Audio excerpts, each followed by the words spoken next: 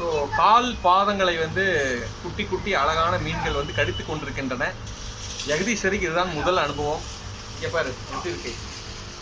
ரொம்ப கூசுது. நீ முதல்ல எப்படி எக்ஸ்பிரஷன் கொடுத்த அதை சொல்லு.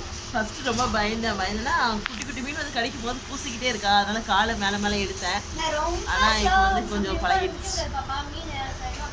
அப்போ என்னோட காலியை காட்டுங்க அப்படியே. ஐயோ கட்ட வந்து கடிக்குதே. நீ காலை கீழே வச்சா மீன் ஏதாவது ஒன்று அடிபட்டுரும். அப்படியே தொங்க விடு, அவ்வளோதான். ரொம்ப கடிக்குது.